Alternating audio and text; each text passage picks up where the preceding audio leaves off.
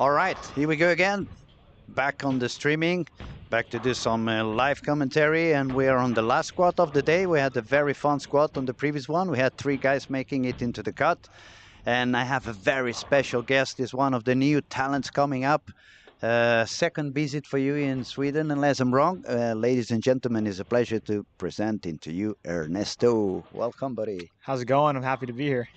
It's a pleasure, man. It's been a lot of fun. We have been enjoying so far everything we have been seeing. We have been seeing you doing very, very good, extremely good on the fresh conditions. It feels like you have already figured that out, but then it's becoming a little bit trickier from there, yeah? Yeah, my last two squads on the fresh, I think I'm probably plus 200, and then the back 3, 4, 5 games I've been very rough. I mean, I'm finding a hard time getting my ball go through the front part of the lane. I put as much polish as I could on my attention star, and I think it's just too much core. So I drilled up an ember, thanks to Rob, and we'll see what it does tomorrow or next day whenever I bowl. It should be a lot better. That's one of the things that even myself I got wrong from the beginning of the week. When you look at the pattern, you see 44 feet and 29 mils. You start thinking like it's going to be a little bit long. But then when you really pay attention into that, you realize that the oil is not really that long. It's just the brushing that it's going that long. What I've seen so far is that people is having a lot of issues on game 3 and 4, especially in the middle part of the lane. They don't find a way to cross the middle part of the lane, and especially when I see the young talented bowlers, because we have been used to that urethane motion where you really grip the ball and you just send it with a little bit higher speed. But this pattern is quite demanding. It's very sensitive. So even if you can manage to get some strikes by hitting the ball harder, it becomes a little bit inconsistent. So I was talking to a couple of the locals yesterday that I met a few years ago when I was coaching in Sweden, and I told them I think the best idea at the moment to have go back to a weaker wrist, so you don't really grab the ball that much, and also try to grab a ball with a higher RG, so you make sure that it doesn't want to jump to the left too early or jump to start hooking way too early. So the fact that you say you just drill a weaker core ball, it sounds to me like you're going in the right direction. Yeah, I didn't have the pleasure to see the pattern before I left. I was already gone, so I just assumed last year, like I knew people throw urethane out here, so I brought more urethane strong balls. And after I saw the pattern, I knew I'd be in for a little bit. I was hoping that we got some balls out here for us to drill, so I'm happy we got that pleasure, and hopefully it does better for me because, yeah, your angles definitely have to be a lot steeper through the fronts to get your ball to go through it the right way. And I mean, on the fresh, I'm just throwing a big ball, like just getting out to the right, rolling it pretty forward, so it doesn't do anything crazy off the back of the pattern. And yeah, I mean, it looks good, but I mean, it's the middle games that my ball really starts to find trouble getting through it. It becomes very sensitive as soon as you do something a little bit change of the speed, a little bit of more gripping on it. Then the ball becomes super sensitive. It starts jumping way too early, and then it's very hard to control. Yesterday, when we were talking with Francois was joining us in the second squad as well. We spoke here for a little while. He was explaining also this kind of motion. He could see what was going on in the middle of the lane. And I was telling him if I had to bowl this event, we usually try to use the warm-up to generate more area on the outside by grabbing a dull ball and make some room on the to the right. In my case, as a right-hander. But I said to Francois, if I had to bowl this event, probably I would spend most of my warm-up shooting a spur ball like 7 or 8 boards to the left of where I'm starting, because that's the other thing that's happening in this event. You move in a certain way that the last game you're gonna bowl where you did your warm-up. So you want to make sure you don't want to burn that pair. Otherwise, when you arrive at the end of the squad, it's going to be completely devastated. And I said to him, I think it makes more sense this time to just grab a plastic ball or grab a ball that's going to push the oil down, stay further left than you're going to be bowling on that first game. Make sure you're going to push the oil a little bit further down, and when you come back, you have a little bit of a better chance to succeed. But you cannot control what the other people is doing, so all the games in between, it's a little bit of a mess. It's a little bit of a lottery. Be lucky that I'm not following someone burning the lane, and maybe if I'm lucky enough, I'm gonna have follow someone who would try to do the same, or at least do not burn it that much. Yeah, actually, you described it perfectly because today during practice, me and Joey, we took urethane up 12 for 6 minutes, and I mean, I bowled 270 the first game, and then when I came back there the sixth game, I also had 220. So those were my like two good games, and everything else was not good. Everything in between Yeah, was so we can blame it on the boogeyman, right? yeah. You can blame it. Yeah, sure.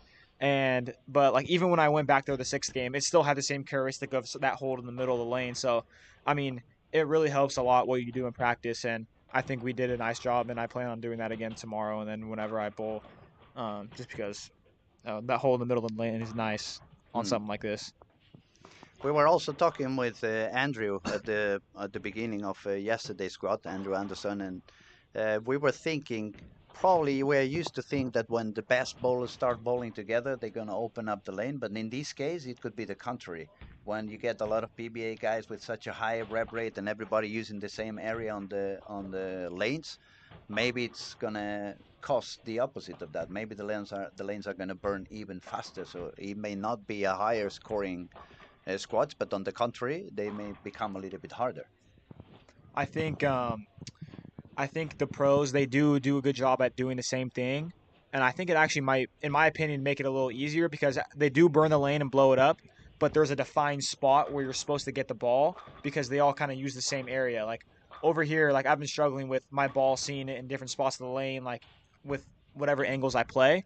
But with the pros, like there's one angle that you need to play, and like everyone's doing it, so you know what you're supposed to be doing.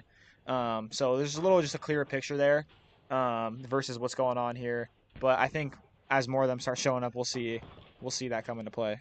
Now let's play a little bit of imagining. What do you think the cut? What's your prediction for the cut on this event? Plus 35 right now. How many squads do we have left? Quite a few. I mean, we are on Tuesday, unless I'm wrong. Today's Tuesday. Yeah, Tuesday, today's and we Tuesday. bowl from tomorrow. Tomorrow is another two squads. Thursday it's four squads. Friday four squads, and Saturday four squads. So that's another 14 squads plus this one now. Ooh. 15 squads to go. I feel like it's gonna be in the hundreds. Do you think so? I set a lot higher actually, but I made my prediction on day one. I'm gonna go 115. I said 150. I was very positive, but 150. yeah, but that as I said, that was at the very beginning Okay. before everybody started bowling, and my prediction was based on exactly what you were telling now. I said to myself, when all the pros are here and they all start using the same spot, the lane's gonna open up in a way that at least everybody knows where I can bowl and where I really want to avoid bowling.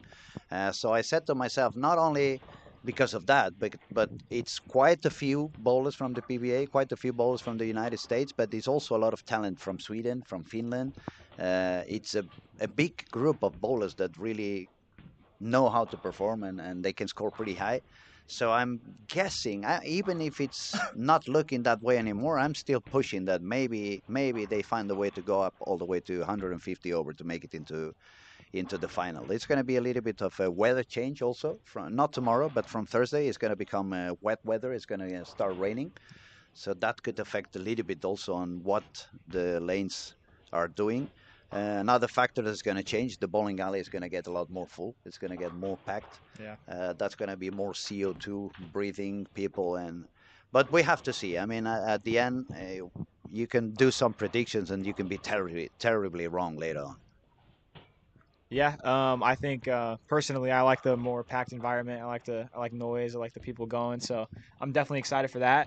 And yeah, I mean the cut definitely could be very high. The pros will start striking here shortly. This is some of their first squads, so guys like Chris Sloan, I don't know, Jesper, like they might struggle a little bit this first squad. Maybe Kyle Troop, but second squad they'll knock it out of the park. So I'm not too worried about it. For some of them also this first squad is very tough because they just landed today, so they have been traveling for 20 hours and you get exhausted on the plane. It's very hard to rest properly. You get kind of dehydrated, and the fact that you've been traveling for 20 hours and you just get into the bowling alley and start bowling your squad, we cannot demand them to perform right away. um, Now let's talk a little bit about what's going on this squad.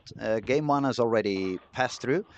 We have 18 bowlers already on over par. Okay. From 18 is 201.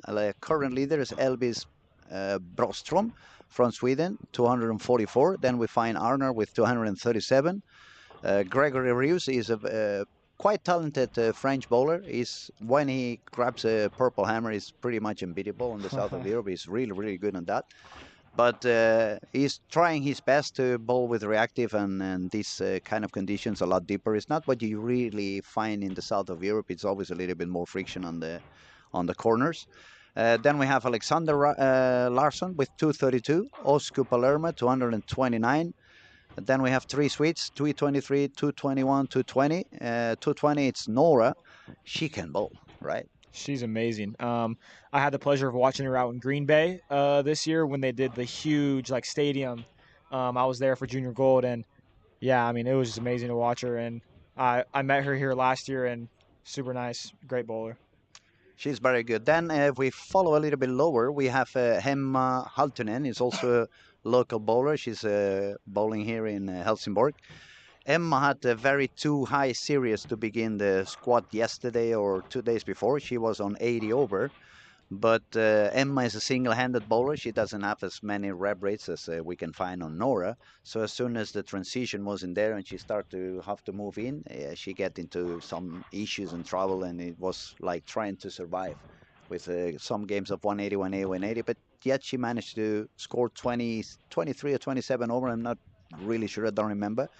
There is a couple of spots saved for the two best women that doesn't make the cut, so that score could still be okay for Emma with 27 over to get that free pass on the ladies division.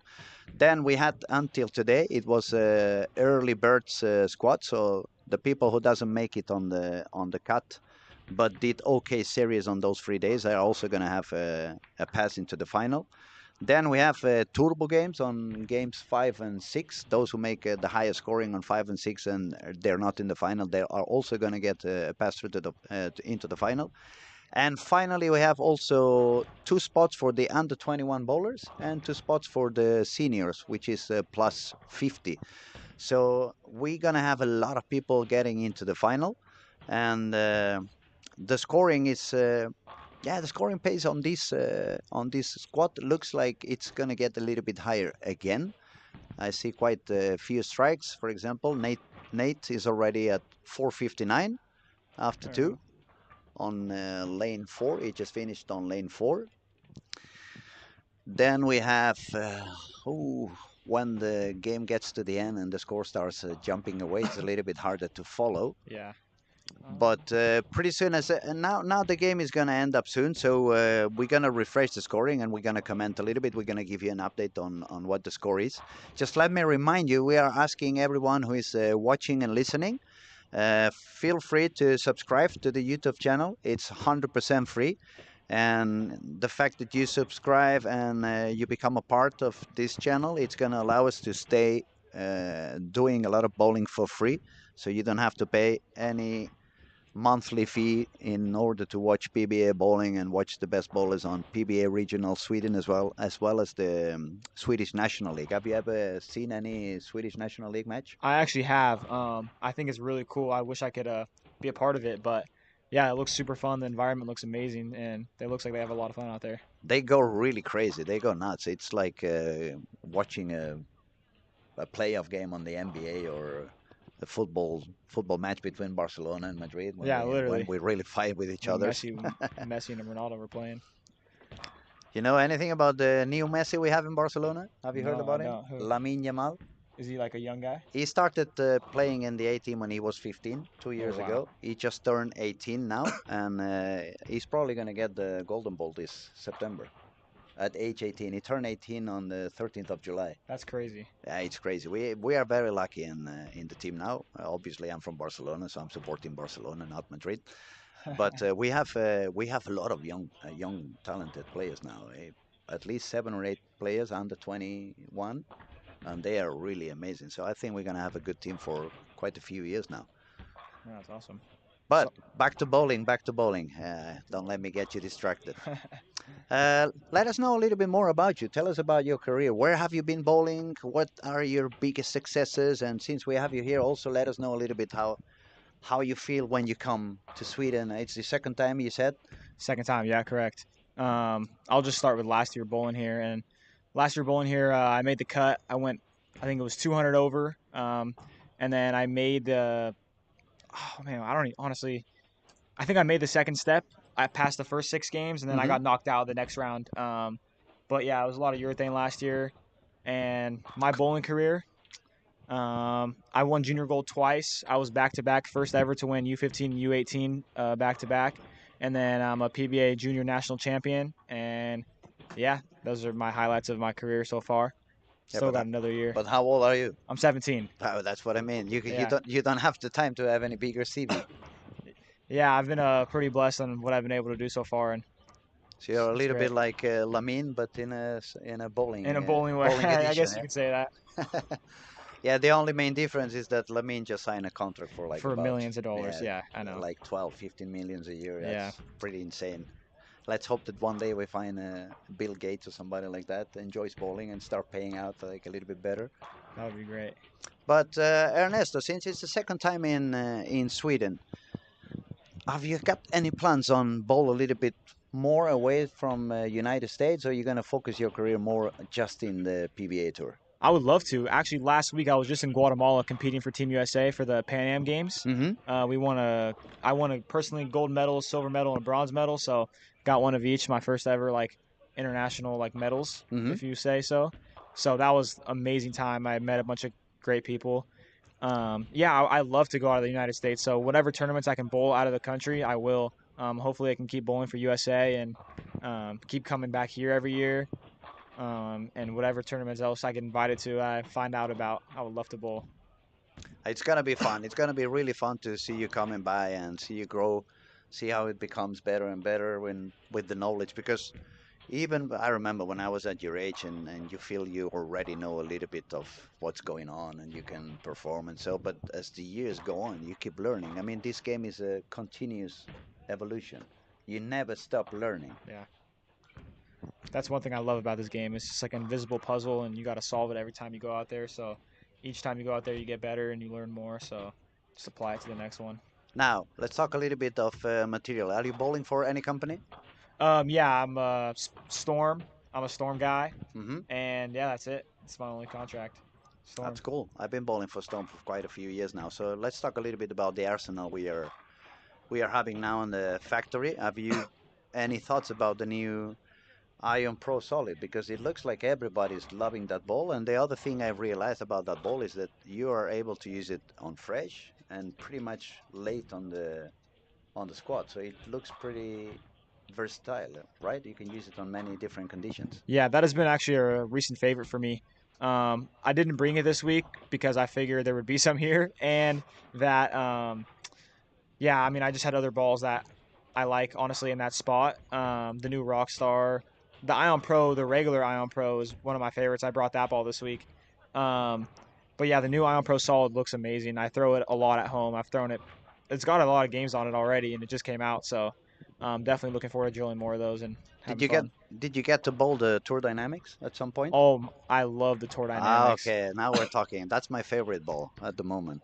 Especially as I said to you, when I bowl in the south of Europe, it's so much purple hammer going around me, Yeah, and since they bowl in very big ranges, it's always a lot of friction on the corners. So everybody's standing between the second and the fourth arrow with that purple hammer. So the Tour Dynamics and the IQ Tour, when I combine them both with a little bit weaker layouts, they allow me to stay outside of the purple hammer all day long. Then I bowl like if I was a lefty. yeah, It's very funny because I start in, let's say I'm bowling parallel or close to the gutters, fifth, sixth board, sending out to the breakman on board number two. 6 games later, maybe I move my feet a couple of boards, and that's because they keep pushing the oil down on the left side of me. So they instead of making the lane tougher, they are making it easier, and I get all the benefit of the power of the reactive resin. yep.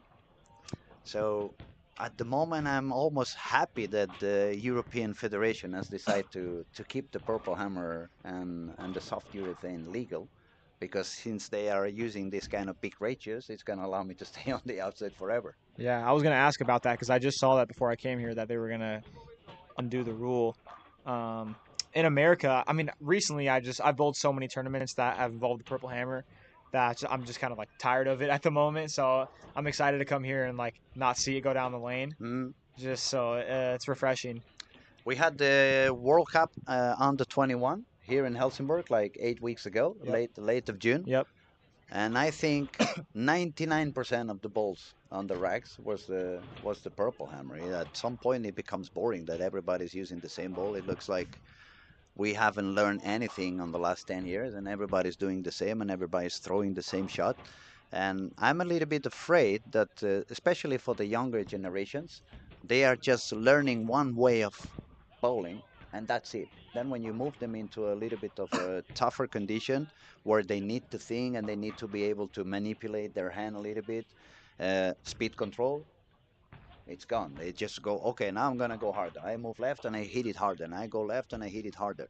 But they are losing a little bit like older people. Like let's talk about Norm Duke, Brian Boss, this kind of old school. That today I go forward, now I go sideways, now I move my feet a little bit forward and I make a shorter swing so I can make a little bit slow down my ball so I can cover more boards on the lane. All this kind of knowledge, it seems to be vanishing. And I think it's pretty sad because bowling is evolving all the time, but it's not going to remain the same forever. And I'm wondering what's going to happen when these kids have been bowling with only that ball and that type of game for 6, 7, 8 years, and suddenly the game evolves one more time. What are they going to do? Are they all going to quit bowling? Yeah, I think that's a perfect way of describing it. That like it's definitely hurting the development of some of these younger kids, and I don't know. I mean, I don't know what the rules are going to be with urethane. The USBC in America is talking about banning it completely or some hardness rule or something. So if they get rid of it, I think in America it's less of a problem Hmm. than it is definitely out here. But still, like there's a lot of kids that just really depend on it, and if they don't have it, I feel like it's going to be a big issue for a lot of these players. So, um, yeah, I think it definitely hurts, and yeah, that's it. We have a comment here. We have Mr. Tiki saying, "Is this a replay from 10 years ago? Oscar on the lanes." It's not a replay. It's live. 10 years ago, Ernesto would be probably I'd be 7 years old. he would be probably grabbing a 6 pound ball on the lanes. Wasn't even bowling yet. Not even bowling yet. Yeah. No, we are live, and this is this New Year's edition, 2025 Storm Lucky Larsen Masters. Sitting down in Sweden, talking to Ernesto. Ernesto, since I have you here, let me abuse a little bit of confidence. What kind of tips would you give to the guys in your generation? What would you tell them to try to practice when they are back home if they really want to get better on their game? That's a That's good a one. tough one. Yeah, That's a that's a good one. tough one. Personally, I've spent a lot of time when I was younger on shooting spares, like getting a really good spare system down. So wherever you go, no matter how hard the pattern is, I mean, you got one thing, your spare game, and it really helps. I mean, it turns 150s into 190s. Um, that's definitely like the main thing. Once you can shoot spares, I mean, practice everything, like different hand positions, um, walking a little slower, walking a little faster, but keep the fundamentals the same. And I mean, you got to play around all parts of the lane, and just bowling more tournaments, getting more exposure will get you out there to everything. So I think really just get your spare game down and just keep practicing everything else you can do to manipulate a bowling ball. And also, I would say probably don't be afraid to change bowling alleys. There's a lot of people that only bowl in one bowling center, and then they have the aspiration to get better. But then you need to change your atmosphere. I mean, even if it's in the same city, but the fact that you bowl AMF lanes or Brunswick lanes, Yeah. even if it's exactly the same pattern, the ball is going to react quite different. Yeah. So all this kind of different environment and meeting different bowlers, asking a lot of questions. If you happen to cross your path with a superstar, just go there, find out, learn a lot, learn as much as you can, get as much information on what they do, the kind of things they do, and then go back to your hometown or your own center and test those things, see what works for you. What doesn't work for you, you can skip it, but what does work for you, you want to keep it in your game for the rest of your life, and this kind of thing. So, guys, since we have Ernesto here, if you want to ask something, if you have any questions, feel free to chat with us. Let us know. We'll be happy to reply. Sorry, and let's see a little bit on the scoring. We have a refreshed. We have Arnar on the lead with 91 over. Nate is 59 over. Timmy Hall 59. Elvis 54. Gregory Reeves 30 over. Now we have 17 bowlers above par. But as I've been saying on the previous streaming days, games 1 and 2 it's still quite okay. Now it's when the business is starting to happen. Now game 3 and 4 it's gonna become a little bit more messy. I think so. Yeah. Game 3 a little better, but game 4 is really when it's gonna start blowing up on these bowlers. You got some good scores. I mean, Nora 4 in a row. Yeah, we what have else we got out Oliver here? Dahlgren also on lane Oh yeah. 11 and Yep. 12, started with from 5. Oliver is one of those kids that really loves the ball inside. I remember, I think it was 3 years ago, we made an event in the north of Sweden. It was a big open as well. The lanes burned like it really burned over there, and the topography in that bowling alley was pretty tough on both sides, both corners. So they ended up really lofting the ball 30 feet down the lane, and he was really comfortable on doing on that. So he's very talented guy. He bowls for Team Pergamon. That's probably the strongest team in Sweden, and he has bowled a few squads. He hasn't really been successful yet, but on this game he seems to have found something. He's not doing that high. He's only at 190, 213, but he's one of the guys that you want to keep an eye on. Then Nora, where is Nora at the moment? See, that's what I said. It looks cool. It's a lot of screens, but it I takes a know. while Yeah, it until you does. find. Yeah, Nora is in 17, 18 for front. So Where? over here on 17 and 18. Oh, there she is. First four, Oh my first four. gosh, I'm Yeah, looking that's around why everywhere. when I'm sitting down here, I'm getting used to try to help my guests. So when I talk about someone, I say the number of the lane because otherwise you spend 5 minutes trying to find them. Arner is on 3 and 4, double 9 spare, strike 9 spare, and split. So Arner is also starting to find some, yeah, we could say a little bit of transition in there. Let's see how he responds to that. Let's see how he adapts into whatever he's found on the lanes. Okay, let's see who else we Let's have. see. We have Jesper on lane 15 and 16. Jesper I was trying to is find them too. gonna shoot on lane 16 now. Oh, okay. Obviously, he has a red ball in the hand. He's throwing urethane. Wow. Yeah, Surprising. Not even Eric Jones threw urethane. Actually, yeah, he did, but it didn't work out too well. Wow, making him look good. he made it hook from quite far outside, He I did. must say. He's Jesper's fencing for a reason. Yeah. Now Nora on lane 18. There we go. She's looking a lot more comfortable than it was in the previous squad. Very good pair. As we said, she's so talented that at some point, I was saying on the previous squad, I've seen her bowl already a few squads, and on the contrary, you had the issues on the middle games.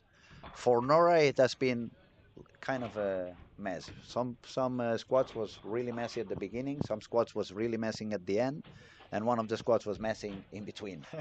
But on the other hand, she was striking quite high and doing high games all over the place. So I said to myself, as soon as she can manage to put all the games together, it should work pretty good for her. And I said, probably she's going to make a 1300 squat at some point. I believe it for sure. She's very talented. Okay, and Emma is doing okay on lane 2, spare, and a triple. There we go. She's running at 3 below par at the moment, but as we said before, it's only a couple of girls that have a spot for free, so you probably don't need to do 100 over. She can probably survive it with 40 or 50 over. It should be more than enough to make it into the top girls, because probably some of the other girls have the skills to qualify directly. Yeah, definitely. The girls, I think we're probably like about 50 over. I think we still have some pro girls. Is there any pro girls showing up that for women? Danielle's coming in. Daniel, right? Okay, yeah, Danielle McEwen. Okay, so she could probably get in regular. So, yeah, the cut should be good. Yeah, definitely we can see it's game 3. Besides Nora with front 5 and Oliver, who also started with front 5, and I see a partner from Oliver on lane 12 is also got the front 4. But everywhere else where we look, it's looking quite messy. A lot of open frames everywhere. So it's more of the same. Game 3 starts to show up. Game 4, people start to cry a little bit. Game 5, people is exhausted. We're gonna start seeing a lot of 9 Ms, 9 Ms. We have a few already in here. Oh I wow, see 3 9 Ms in three here, nine another minutes in a one on row. the other. So yeah, I guess at some point it gets into your brain. When you cannot succeed with what you're trying, you start to lose a little bit of energy, start to lose a little bit of focus, and then it becomes really messy and it's even hard to spare. Definitely, that's when you need to just take a deep breath and reset your brain, reset your mind, and try to get it going again.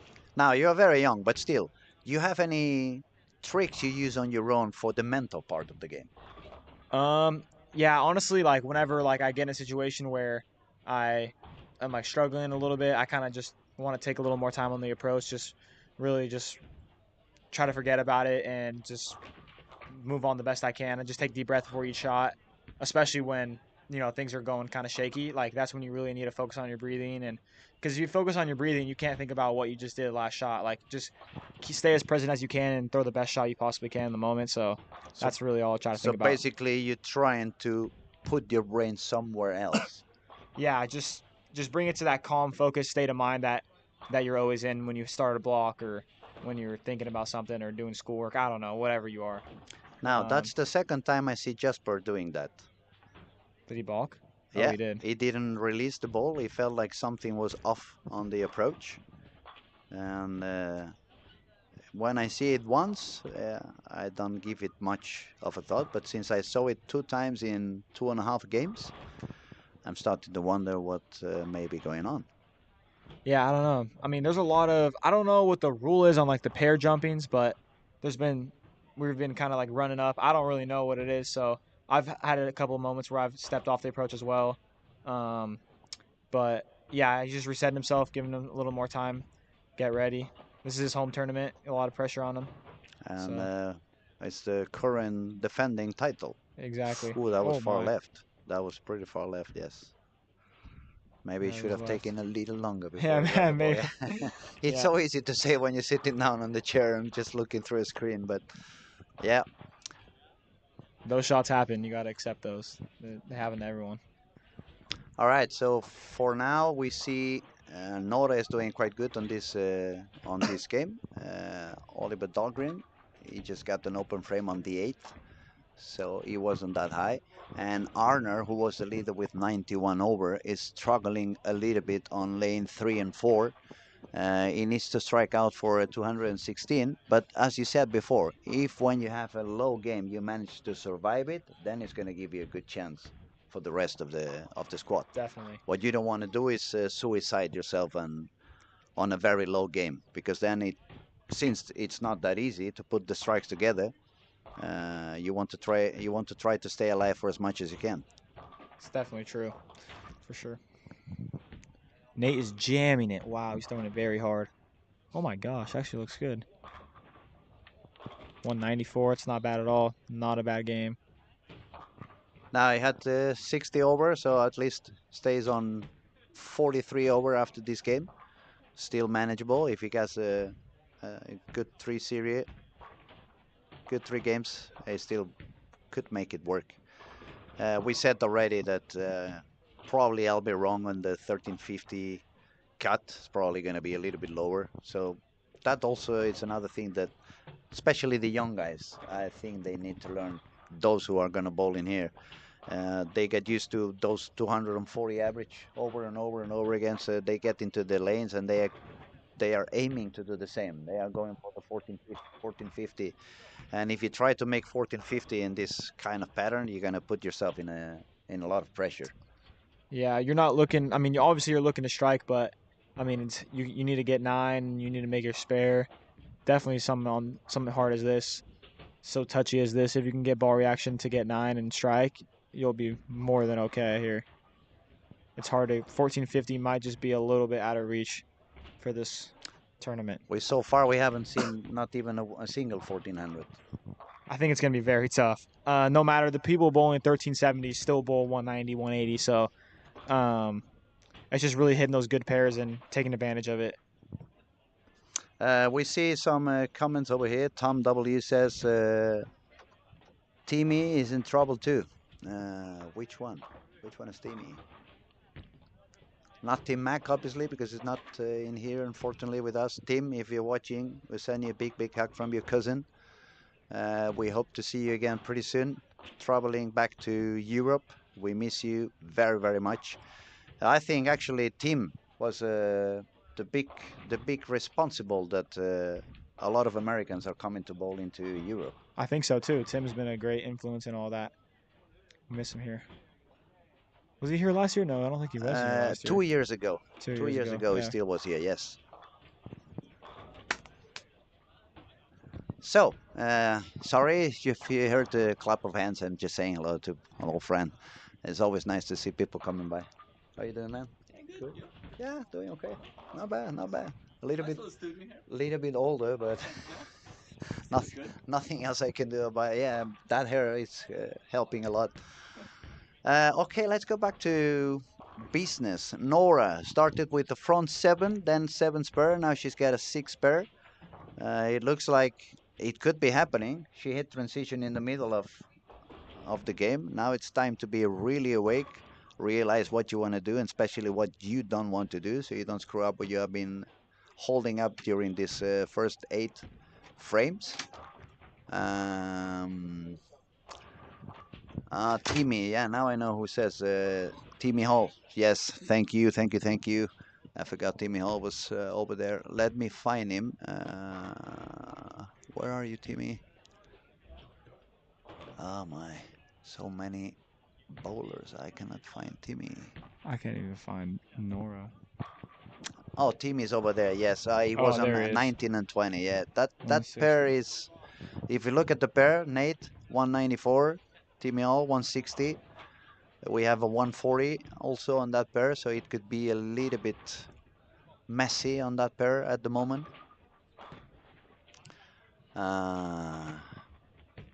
Jesper has found his way to strike a little bit. He's gonna go for a 230 game, so he's on his way up. He's very strong. He's definitely very strong. He doesn't give away a single pin. 3 and 4 has been a little bit tough for Arnar. He's gonna shoot just 190, so he's gonna drop down to 80 over. And it's happening all the time. I see so many people starting with 480, 470, 490, but they never get to 700 after 3. They always end up dropping at some point. That's me. yeah, I guess if you listen to the streaming on the previous squad when you go back home, if you cannot sleep, or later on the hotel, you will listen to me talking about it. It's amazing that you go up and down, but it wasn't only you. Previous squad, it was a lot like that. 250, 250, 150. 240, 240, 160. 250, 240, 130. It was a couple of guys that shot 5 games of 230, 240, or 4 games of 240 or more, but the other 2 were 140. And that brought me back to what you were saying 20 minutes ago. If you manage to spare and you manage to survive, and instead of doing 140, you manage to do 180, 190, it's going to make a big difference. For sure. I mean, even just personally, when I was bowling, like, I was moving my feet 3 to 4 boards left each shot, and my ball was still going high, and I was like, that's when I was like, oh no, could get rough, and got some bad breaks, left a 4-9, and some other just unfortunate splits, pocket 7-10 somewhere in there, and it kind of just derailed from there. Yeah, and then it gets into your head, and when it gets into your head is when you really get in trouble. Yeah, even when you feel like you're throwing good shots, I mean, the ball just like when you're splitting, like the ball just finds a way to split, like no matter how good you throw the ball or what adjustments you make. I mean, you can move 10 boards left, my ball's still going high. So it's just one of those times where I feel like you just need to kind of get 9 if you can and spare it up and take your medicine. Hopefully, the new ball you just drilled is going to do the trick. I'm really hoping so. Something cleaner, something smaller core. So I think that I'm pretty confident now that I will have some more score out there. So what layout did you choose on that one? Honestly, I have no clue. Rob said he laid me out a ball. I had a layout in mind, but he put something on there. So, I mean, so I don't know the numbers. You'll have to see when you try. I'll have to see, yeah. There's no actually holes in it. Yeah, it's just laid out. So I could change it if I wanted to, technically. So you had the layout? But you haven't got it drilled yet. Yeah, it's sitting down there with my name on it. All So right. So we got to make sure that nobody takes it. Yeah. yeah, no, nobody do that. All right, Just game three is almost over. Pretty soon we're gonna refresh and let you know about the scoring. But before I carry on, Ernesto, let me tell you, you feel free to go away whenever you want. I just kidnap you for a little while because it's fun to talk to you and see the point of view. But don't feel obligated to stay. It's a very long squad. It takes a lot of time in here. You have been traveling from far away. You're still adjusting to the European time zone, and it's a pleasure to have you here. I'm not kicking you out. Don't get me wrong, but honestly, I don't want you to be exhausted at the end of the day anyway. no, I'm good. I wanted to watch the squad anyway, and I'm doing it right here, so might as well. Just so you I'll know, stick around for a little bit. whenever you feel tired, just put your hand up and say, I'm leaving you." Now you stay talking on your own. And if he's talking too much, you just That's true. Yeah, we had Martin Thanks, Martin. on the booth, and Martin just gave permission to Ernesto to shut me down for a while. Yeah, I'm a little bit like a radio. That's why I had my radio show. I could talk for as much as I wanted. That's awesome. Okay, Nora, where are you? I lost you. I just saw her. Over here, yeah, 17 and 18. There she She's gonna is. bowl 243, so she's gonna be on 59 over. That's pretty good. On the French guy on 1 and 2, he managed to strike out and save the game for a 65 over. Emma also, she did quite good, so she's gonna stay above par on after 3 games. That's pretty good. She probably figured out something. It wasn't working for her after game 2. She has been struggling a lot on games 3 and 4. So the fact that she found a little bit of a solution should give her hope to go a little bit higher in this squad. It looks like it's going to be a fight between her and Nora to see which one does better on this squad. Yeah, between the two women, yeah, those are the two leaders right now for the women. They're bowling well. Nora's doing good. Is Emma a one-hander? What is she? One-hander, yes. One-hander. Emma's a Okay. one-hander.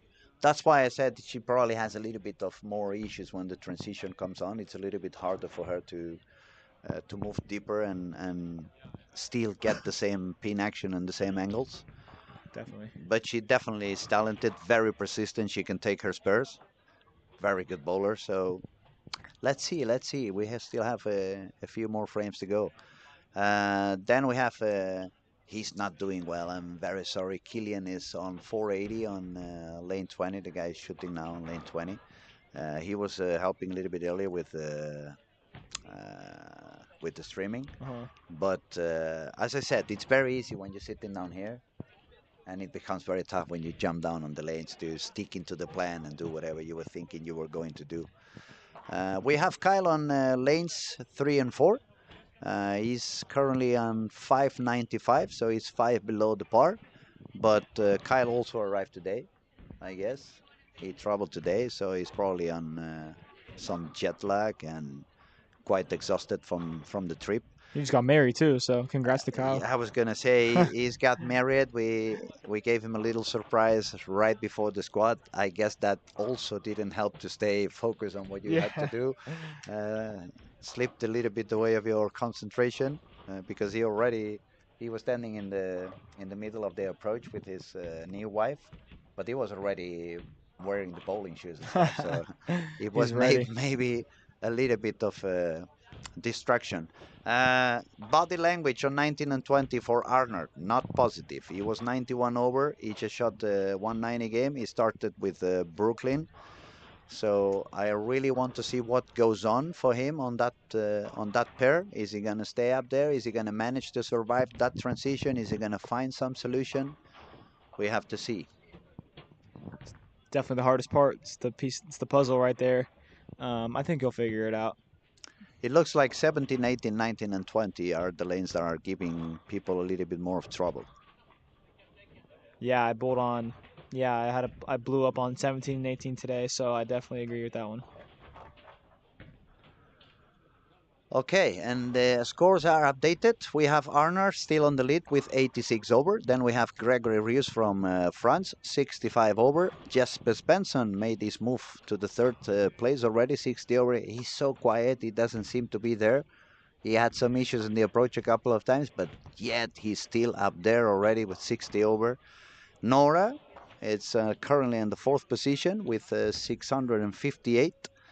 Elvis surviving. He started pretty high and now it's trying to survive. 53 over. Nate, same thing, 53 over. Oh, look at that. We have Ottilia. She's also a girl from Sweden. 636. She just shot 247. And not bad for being game three. I don't see that many low games this time as we have seen before. Oh, I have to go all the way down to Timmy All. He shot 161.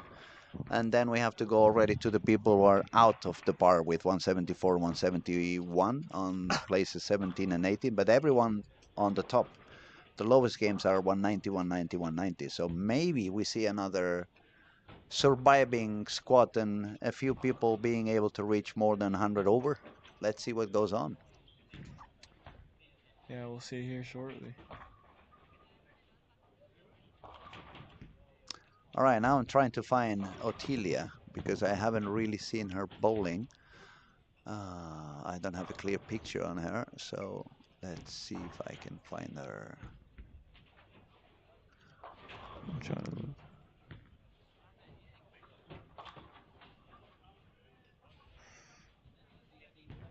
There she is. Lane 15. Oh, here, 15 and 16. 15, 16, 15 yeah. and 16 Strike, strike split. and open frame.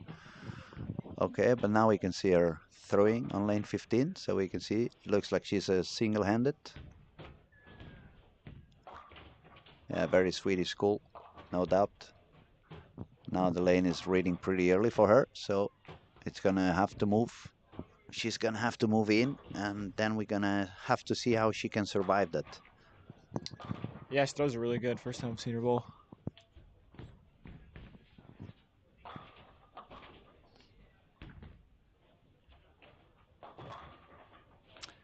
Now on lane 19 and 20, we see Per Benson, former Team Sweden. He was on Team Sweden for many, many years. Now he's a senior, bowling real old school. He was a very fun guy to bowl against. He never really liked to lose, so he would use any trick to beat you. He's a very fun guy. What else do we got? Jesper double 7. Or 7 spare.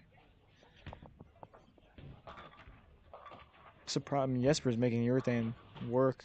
I didn't think anyone was gonna throw urethane this week, but those guys just always do. I think Jesper is one of a kind. Definitely one of a kind. One of a kind, and then he can do whatever he wants. The fact that he's so powerful but yet so accurate, right? Okay, Arner, lane 20, is already standing in front of the ball return. Oh, hit it. Bad break. Yeah, that's a bad break.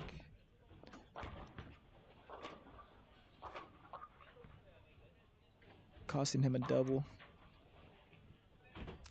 And when you had a couple of not so high games, you may start overthinking. So for his sake, we hope he's going to find a way to survive 19 and 20, maybe go away with a 220 or 230. And then it shouldn't be that much of a trouble. We have Chris Lohan on lane 13 and 14. He has started not so high. He's running on 556, so he's 44 below par.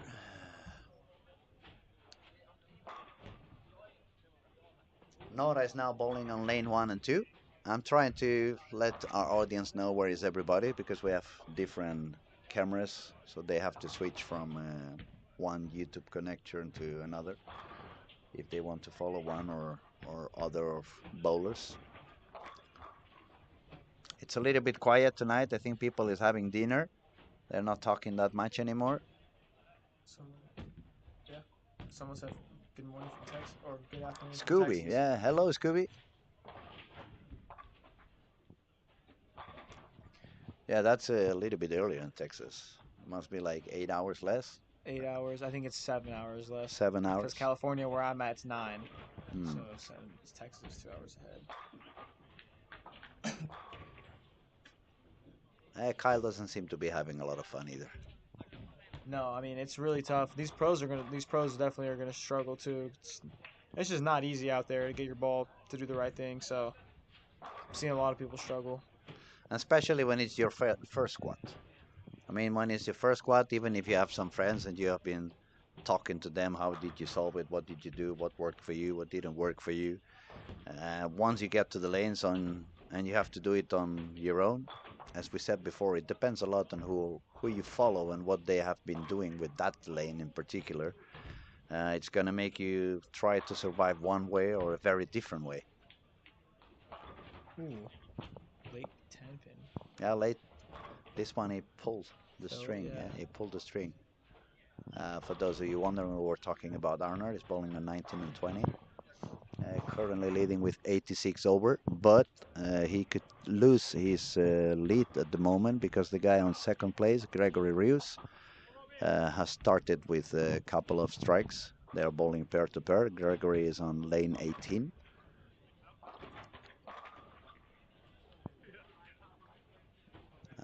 Nate seems to have found something back. Now he's on a spare and a triple. Sloan is also front three. And Jesper's ball is not looking that good anymore. So I'm really curious to see what's gonna do on the next couple of games. Is he gonna? You think is he gonna stay with urethane for the rest of the squad? I mean, I feel like he. Maybe grab another urethane from the back Yeah, with a little yeah. bit different layout or a little bit finish on the surface. I think that's the option. I definitely think he's gonna stay with urethane at least for this first squad. He's gonna go pull out some other urethanes that he has and make them work.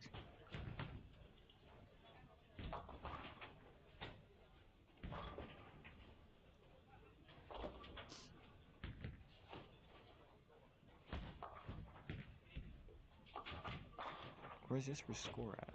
Is he? I think. Sloan? No, Jesper. Oh, Jesper was bowling. I just lost him. I had just seen him and I just lost him. He should have moved. Over there. Lane Oh, there he is. Yep. yeah, 11, 12. All right, he's got a double. I mean, that's all you need. 11, 12. Yeah, I just saw his last shot. It was like the ball went a little bit weak into the pocket, like it started sliding, or you know, when you see that Yeah. motion that you see, oh, the surface is gone on that urethane and Kind you of need gives to go out. for another one. Yeah, yeah. That's what it looked like. Let's Yeah, see what he does we can here. see him now on 11. Hook. Ooh, Yeah, not fun. that's the problem with urethane. It's hooks very early here. Yeah, and then what I was telling you earlier when I saw at the beginning of the week with the younger bowlers, they were all trying to make the urethane balls work. And since those balls are reading so early, they just try to push them stronger and harder and stronger and harder. But sometimes what happens is that you end up gripping it more instead of being able to make it slide a little longer. So it could be one of the things that's happening. Previous shot, as I said, the ball did not react so much. Maybe just he just grabbed it a little bit more, and the ball overreacted too soon. Yeah, that definitely could be it. Um, I just think I mean on the right side of the lane, there's so much traffic. So I mean, I find myself moving 3 boards every probably 3 shots at least, 2 boards, just because there's so much traffic and the lanes just start to transition that much earlier. So Yeah, I'm that's sure it's not as bad for Jesper, but I'm sure some.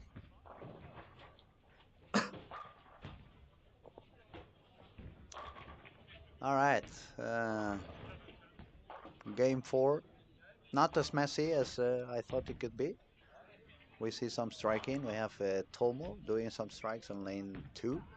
We have Christopher also doing some strikes on lane 13. Nate is definitely found something on 15 and 16. Nine spare, 5 in a row. The French guy started with the front four. He's already with 65 over after the first three. So maybe he found the way to do it. Nora was doing quite good, but I don't see where she's bowling at the moment. Um, Is that her on lane 1? Or no? yes, yes, true. Lane 1. Struggling a little bit now. Yeah, 9 spare, strike, 9 spare, 8 spare, split, strike. Let's see if that strike is the sign that she found what she wanted to do. And if she's not finding it, I mean, that's the moment where you said before, you need to cool down. Don't let the emotions take control over you, especially when you have some score already on your pocket, and try to survive that game and focus on the next one. Definitely. It's hard to reset, especially out here. We got 6 games, so I gotta take it. The one that's gonna suffer, I think, for the ball reaction I just saw is on lane 5 and 6, Emma.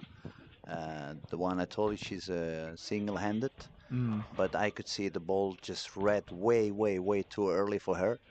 But when you're not used to ball deeper than 20, sometimes you feel like, if I move any deeper, it's not gonna come back. But if you don't move, the ball's definitely reading way too early. So you have to move no matter what. Yeah, you gotta get rid of that. Gotta get away from that track area. Hooks a lot. No, that was a bad shot for the French guy. So 4 in a row, but wash out on the 5th frame.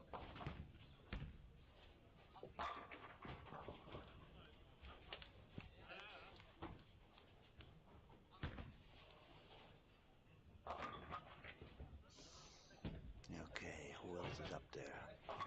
Let's focus on the people. Is at least 50 over. 50 over at the moment is Nate, Elvis, Nora, Jesper, Gregory, and Armor. From all of those, Nate is the one shooting the highest at the moment with a 5-bagger. Nora is struggling with 2 open frames and 1, 2. Jesper, I lost Jesper again. Again. I'm gonna have to dag him so I don't lose him so often. There he is. Yeah, true. in the 11 corner. and 12. 1 double, 1 open frame, and 9 below par at the moment. But he's trying to strike to get a double and go back to par. And Oh wow. third time. Now it's really paying my attention, calling my attention even more. 3 times. That's not something you see very often. That's definitely uncommon. I don't know. It looked like maybe his hand came out of the ball a little bit or something because he came up during his approach, like at the end. Oscar with the spare. Not bad game going.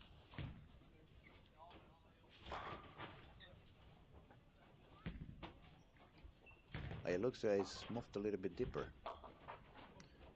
Looks like it's still throwing urethane. Yep. But a little bit deeper than it was. Yeah. Nice. Yeah, that looked pretty good. Looks like he moved maybe like 4 and 2 to the right. After that split, for sure. Yeah, as a lefty.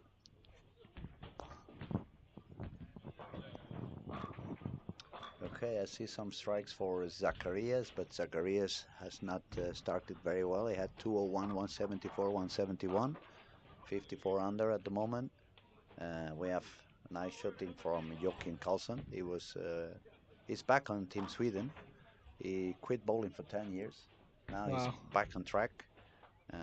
One of the first guys in Europe to reach 600 RPM. And for a single-handed bowler, that's pretty good.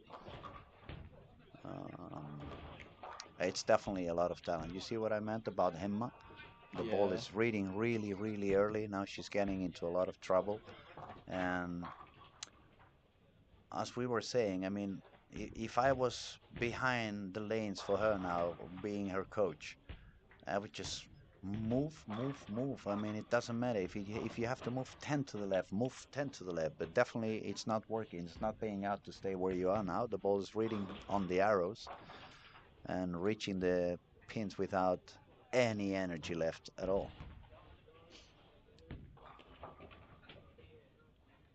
Someone asked a question. All right. I watched Nora bowl all year on the PWBA tour. A man, the potential's off the charts, but she always has a couple open at the blue. Go good. I'm confused. I have to read again. I watched Nora bowl all year on the women's tour. Man, the potential is off the charts, but she always has a couple of open out of the blue and really knocked her thing go good, so good than bad. More or less, I understand what you mean, Scooby. She's quite young. I think she's 21. We have no technicians on the room, so I cannot find out. She's quite young. She's maybe 21, maybe 22. First year on the American tour. You need to adapt to that. It's a very different type of bowling than the one we are used to have in the European zone. She's the queen of the purple hammer. When she can bowl the purple hammer, I think not even the guys can beat her. She can do as many as she wants. But now yeah, she's opening back. She's learning the new reality of professional bowling. It was her first season over there, overseas, and I'm pretty sure she's gonna do a lot better on the years to come. Also, I don't really follow the women tour, so I cannot really say, but I don't believe it's that many two-handers as we can see on the men's division. No, it's definitely different. Did she bowl with the men a lot over here? Does she bowl with the guys a lot? Yeah, she bowls any big event, she bowls for sure. Yeah, so I mean, the transition is different a lot with the girls. I mean, over here you got a lot of urethane, but over there the girls, I mean, they don't have as many reps as the guys do, and they don't throw urethane. So transition is different over there. And what I think she made two shows this year, and she almost won. So I mean, It's this not for her first year, for a rookie, yeah, she's for gonna a be a big rookie. problem for a long time. And I think a lot of those bowlers in America know that. And she beats me, so I mean, she's my competition as well. I hope that gives you a better idea, Scooby. We try to give you our perspective and our point of view. We have Rich says, just saying no PBA title should be rewarded for any tournament that you can re-enter. Well, I'm not the PBA commissioner. I don't set the rules, and I understand your point of view. Uh, I could agree in a way, but on the other hand, it's the same chances for everybody. You can play as many squads as you want, but not only if you're an amateur, but you can be Kyle Trupp and bowl 15 squads if you wanted. So at least it's not unfair. It's definitely not. We also only have 20 lanes here, so we can't have 400 players in 20 lanes. It's not possible. So, I mean, you gotta spread it out somehow.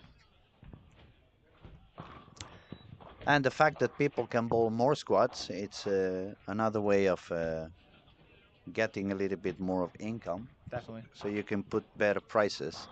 And when you have to bring people from all over the world into an event, it's very expensive to travel around. Flight tickets are not cheap. Many hotel nights are not cheap. You have to pay for the food. You have to pay, and the re-entries are not for free. I mean, they are quite expensive as well. So we understand your point of view.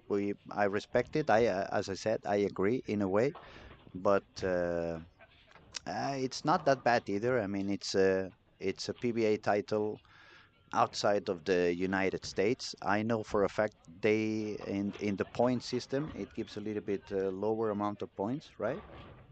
I don't know. I don't know about that one actually. I think it gives 1.5 instead of whatever it is, but I'm not that good on PVA rules. Honestly, I just try to focus only on bowlers and what I see on the lanes and what they perform, what they don't perform. And my main objective is to try to help the people who's watching to try to understand what goes on the lanes and yeah, if you have any questions about transition, bowling balls, even technique things. We are here happy to answer and give you all of you our point of views. But yeah, I respect your point of view. Uh, if we go back to 19 and 20, Arner, it's gonna go for 170. Oof. A lot of 10 pins, a lot of single pins, and not the best body language. Yeah, they're. That's like what we're saying. These middle games. Game 4 has always been the death of me and struggle for a lot of people. See a Uh, 140. he's gonna shoot Some one. good games, but Yeah. yeah. Arne's gonna shoot 170, so he's gonna drop down to 30 something, 40, no, 57 over. Nate did a great game, 258, especially for being game number 4. Where is that at? Nate is over here on lane Oh, 15 there and he is. 16, so he's 911. now There you go. 911.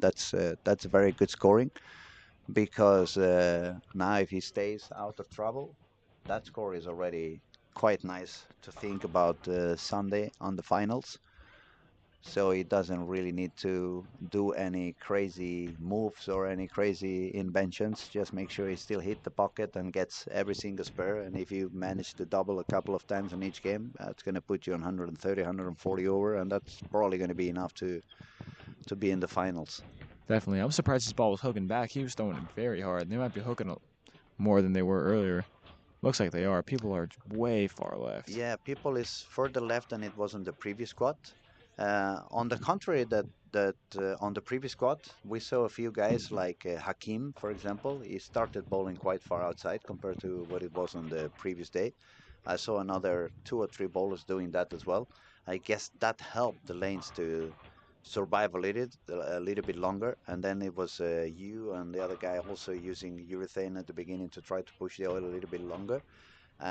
It doesn't look like this squad was the same way on the warm up, and now they start to pay out the price of it. Yeah, they are hooking. Watching who was that right there? Elias. His Yeah, ball just going left. Not a bad game though from him.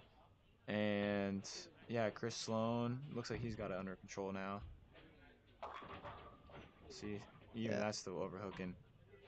You really got to get your angle out there to get it to have a chance. If your ball gets up the lane, it is no chance of striking, except if you're throwing it 20 miles an hour.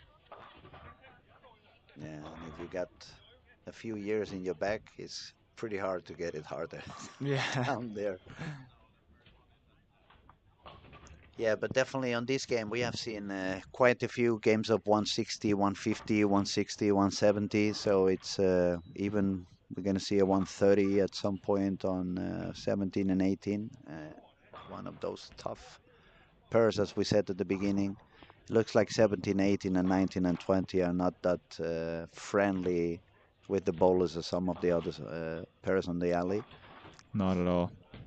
Not at all. Well, I think this game 3 or this game 4 might be past my bedtime. I'm getting kind of tired here. So thank you for having me, my friend. No, I appreciate it, buddy. Thank you very much for Yeah, your thank you. time. It was lovely having you here. Best of luck during the week. Thanks. Hopefully, I figure some stuff out and make this cut. Good luck with the new ball. Thank you. I appreciate it. Thank you, Thank buddy. you. Appreciate it. Thank you so much. I'll see you again tomorrow. Yep, absolutely. Absolutely. Thanks so much. I appreciate you having Take me. care. Have a good rest, buddy. Okay, back to business. Otherwise, take that one. This one? Yeah, this one is the corridor, and you're already on the Thank hall. you. See you tomorrow, buddy. Yeah, see you tomorrow.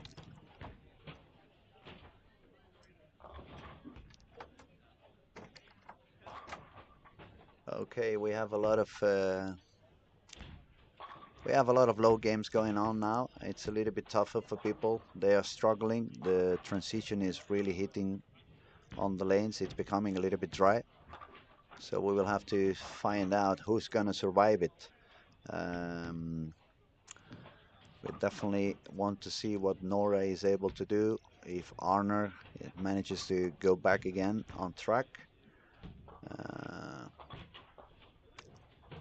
yes, it's getting a little bit tough for everybody at the moment. We're just gonna wait a couple of minutes so everybody is done with game number 4, so we can refresh the scoring and see what's the top 5 bowlers doing. Up to game 3, we had still 15 bowlers on this squad bowling above par, but I'm afraid that number is gonna get a little bit shorter now after game number 4.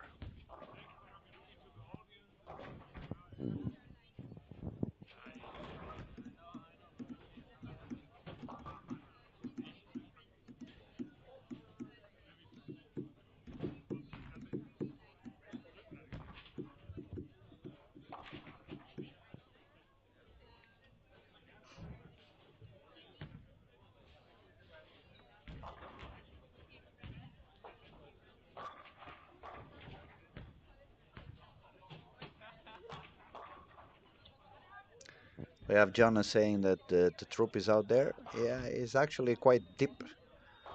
I would say is in, not out. Just a bad joke, I know.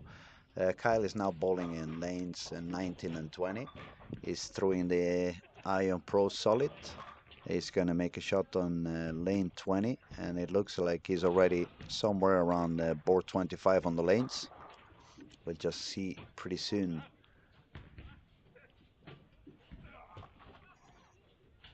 Even deeper, he's throwing around 27, but now it looks pretty solid. That looked very, very good. Maybe he's starting to find out what he wants to do from after this squad and on to the rest of the event, and the rest of the squads he's going to bowl.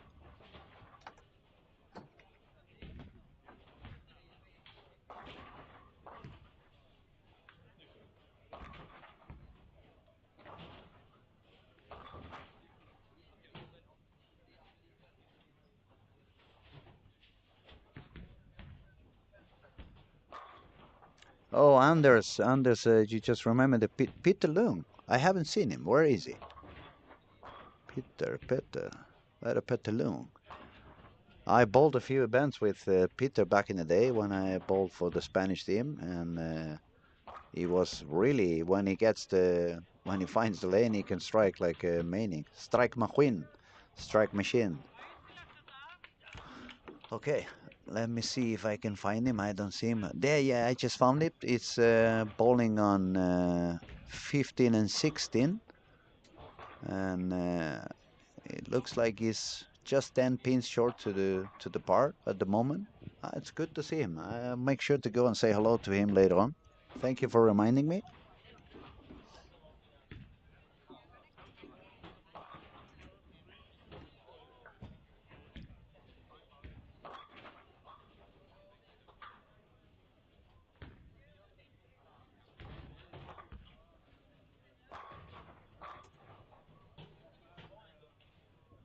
Now, if you give me another minute, we're probably going to have our scores refreshed after 4 games, and I'll let you know what's the status for this squad. Um, Overall leader, it's still Hakim from Malaysia with 175 over. Number 2 spot, it's 174 over. It's Ryan Barnes on the previous squad. He had a very strong performance. We actually had three bowlers on the previous squad that shot over 1300.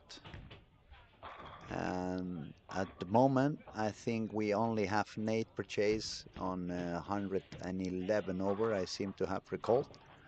And then is a couple of guys a little bit closer to 880 or 880. Yes, there we go. Thank you, buddy. Nate Purchase now on the lead, 911 after 4 games. He shot 210, 249, 194, and 258. Number 2 on this squad is Gregory Rius from France. He's got 879 with games of 234, 196, 235, and 214. Jesper Svensson, the defending winner of this particular event. He was the winner last year. He's got 866. He's not giving away any of the games. He hasn't had any real high game yet. He's standing with 66 over with games of 202, 225, 233, and 206.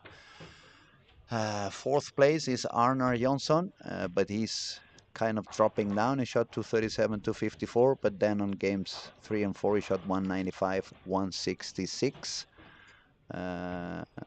We have Oliver Dahlgren on 5th position, 190 to 13 to 24 to 24, so he's 51 over. Elvis managing to survive with those 50 over for quite some time. Osco is now moved up into the seventh spot with 229, 198, 197, and 222. Then we have Joachim Karlsson, is Team Sweden. He's not only a very good bowler, but he took a 10-year break. Now he's back on fire. He left home a couple of days ago because he bowled the first few squads. He decided he needed a little bit weaker bowling balls, a little bit weaker material that he was using. And so far, he's not doing super high, but he hasn't done any low game. He had 220, 203, 200, 205, so he's 31 over. But if he finds a couple of high games, it would still give him a chance to try to reach a little bit over 1300. 11th place is for Nora. Unfortunately, she had a lot of troubles in lane 1 and 2.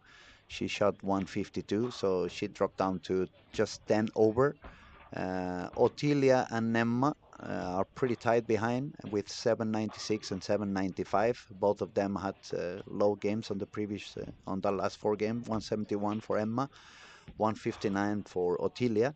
But as we said while we were doing the streaming with Ernesto, it was pretty clear that the lane has burnt out completely, and they either need to start moving a lot deeper than they were at the moment, or they need to find some ball that by spinning it and giving it a little bit less of rate, they find a way to make it cross the heads, which is not happening at the moment.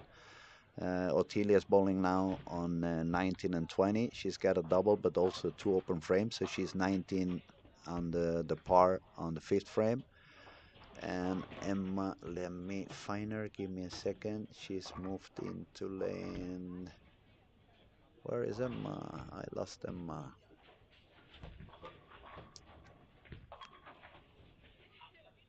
Emma Halden. Yeah, she started with a double on lane 10, but now she has an open frame of 5 and 4, so I guess it was probably a wish out. Uh-huh. It's not easy. It's not easy. It's certainly doable, but you need to be awake. You need to be very aware on what goes on around you. You don't want to miss any spares. You want to try to hit the pocket as much as you can. Try to avoid complications. Try to stay away from penalty zones, but it's not always easy because, as we said before, the oil is running away quite quickly, and yeah, it requires a lot of attention, especially every time you change to a new pair. You don't really know what they have been doing with that lane before you got there. So sometimes it becomes a little bit difficult to really stay away from trouble. Hmm. 1.5 games to go. It looks like we are not going to see a 1400 yet. It doesn't look like we're gonna manage to get the 1400 on this squad neither. Now I'm gonna try to find Nate, see where he has moved since he's the leader. Gregory from France is bowling on 13 and 14. He started with a spare and 3 strikes, so he's trying to get up there. Now Nate is on lane 11 and 12 with 1 open frame and no doubles yet.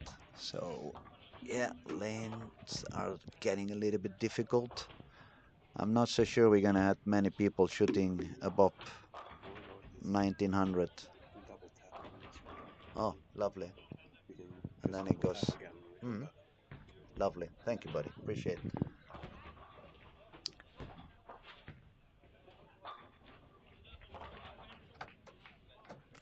Okay, people who's doing okay, let's remind you that on games 5 and 6, it's important to try to score as high as you can because it's turbo games. Turbo games means that if you score high enough but you haven't made it on the cut, it would give you a pass into the final. And at the moment we have on lanes 17 and 18, we have Arbit Thompson with the front 5. So it would give him a fair chance to gain that turbo if he continues to strike. And before I carry on, I have the pleasure to finally I kidnap you for a little while. We have Daniel sitting with us. Daniel is the right hand of Martin, or Martin is your right hand. I'm not sure which one is which, but you both run the tournament together. You make this event happen. So it's a pleasure to say hello to you, Daniel. Welcome to the show. Thank you, Luis. It's been well. I don't know who's right hand or not, but we've been pretty good at distributing shorts. So I do some things, he does some things, and then we have Patrick doing Patrick things. Yeah, Uh, Patrick thinks that's a so very well way to explain it. Patrick is in charge of making sure everybody have a good time. So that's his mission, and Martin is That's what kind he of a can handle, sports actually. director. No, but it's a very successful event. I'm very happy to see so many talented bowlers from all over the world, and it looks like every time I come, the tournament has gone a step further and growing up a little bit more. More things happening around the event. Not only the main PBA title, but I know you have for a fact the goal that everybody goes back home feeling like they have won something. This year you had a mental game seminar. Now you're gonna have a couple of seminars with it's skip away Matt McNeil of Storm talking a little bit about bowling balls and layouts. Then we're gonna have Chris from Kegel. He's gonna do a seminar about oil profiles and stuff like that. So um, it's a lot of fun. It's a lot of things happening. Yeah, it is a lot of fun. It's more than just a tournament, and the tournament itself is good enough to stand on its own legs. But like you said, we have from the start 2017, the goal has always been to have the guys not winning leave with a smile. Hmm. And then we developed that. We just started the seminars. I think it was 2 years ago. A little bit first for the under 21 squad. Hmm. The first week to have give them something more than just the bowling. And now it's been more and more. We had Chris Jonas last year as well doing a lane. I don't can't remember exactly what it was, but it was how to read and decipher a lane pattern. Hmm. So this. And that's one of the reasons why, for example, I come from Barcelona. It's south of Europe. The level is not as high as you guys have up here in Scandinavia. And I have a lot of bowlers when I tell them to come. They always tell me, "Oh, but I cannot score. I cannot perform. What am I doing there? I have no chance." But this is the perfect moment to let them know it's not only about competing. It's not only about putting yourself on the lanes against the best bowlers in the world.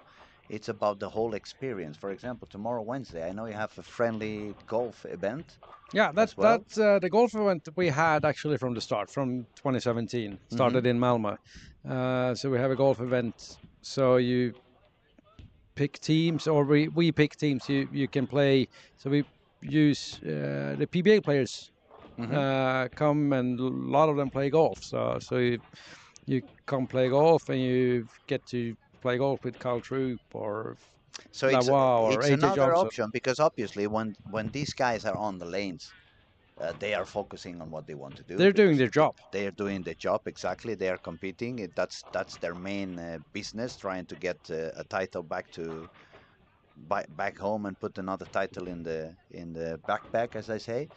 But when they are golfing, they are having fun. When they are off the lanes, they are super humble, super open. They are taking pictures with everybody. They are giving away some of the shares. They're signing autographs and stuff like that. And I mean, if you love the game, you don't have to travel all the way to United States, which is a lot more expensive. It's a lot more expensive to fly from Madrid to Los Angeles or to Orlando than it's going to be flying to Copenhagen and taking a train to Sweden. So, um, Yeah, normally in the US for the PBA events they have a pro-am one night, and they charge you $150 to be part of the pro-am. mm, And here the pro-am is included in the entry fee. yeah, that's a big difference already. And then another thing I really love in Helsingborg, it's the food. I mean, you eat very good in Olympia Bowling Alley.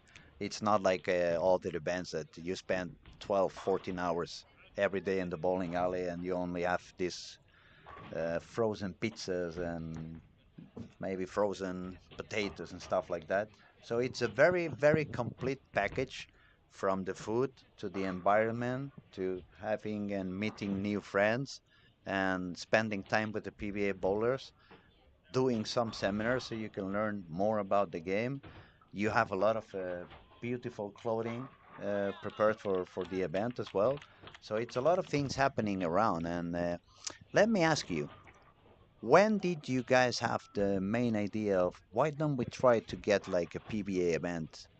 Why don't we do something really big that it's gonna involve a lot of people? How did that happen? How did that idea pop up? Yeah, the story behind the tournament, it started in 2016. It was me and a guy called named Hampus Torstensson. Hmm. I own a bowling center up north in Sweden, and he owned a bowling center just outside of Gothenburg. Okay. So, and we were both involved with the Proprietors Association in Sweden. Hmm. And we were thinking about ways to promote bowling in Sweden. How do we get more people to bowl? And we just one night after a board meeting, we sat down at a hotel having dinner and thought, well, the best way to promote bowling is to get the best bowlers in the world to Sweden. Makes a lot of sense. So that's where the idea started to take shape. And fast forward a little bit, we had everything kind of mapped out and everything how it would look. And then at Swedish Sports Award Gala, all sports in Sweden, they give award athlete of the year and all that kind of thing. And we said we were both in Stockholm that night, and that gala night, and Jesper was nominated for I think it was Sports Newcomer of the Year or something in Sweden, Athlete of the Year, newcomer.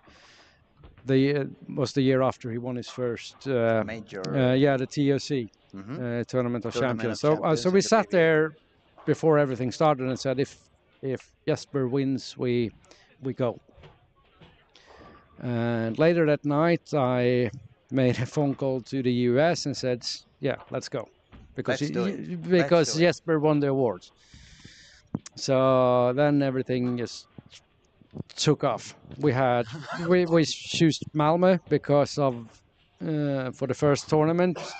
It's a bigger bowling center. It's a in bigger Malmö, bowling right? center. It's small center if you compare to, but in Sweden it's a big It's a center. big It's center, 22 lanes and it's like 20 minutes from a major international airport in Copenhagen. Hmm. You take the train and you're in the bowling center. 20 Like 30, minutes. 30 Yeah, minutes 30 later, minutes you're at more. the Yeah. bowling center after you get your bags off. So that was a very successful event. We have had over 500 players. We had 1,200 entries. Wow. So Uh, already first attempt it was like yes, pretty successful. it was. And the So first, that gave you the energy to carry on yes, right from the start. and that first event, of course, Belmo won, Hmm.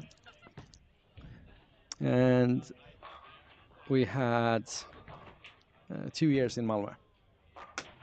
And So it was 2017, 17 and 2018. 18, It was held in Malmo. yeah. And So then you decided. yeah, the idea all from the start was because we were trying to promote bowling in Sweden to go to different locations. Okay, so maybe it was like So we now had we said do one we year here, we had a then we move contract again. with the city of Malmö for 2 years. Mhm. And say start here and then we're gonna move, but we didn't move that far. We moved like 45 minutes 45 drive. minutes drive, yeah. And ended up here in In Helsingborg. 2019 in Helsingborg. And because the tournament is so much more than just the bowling,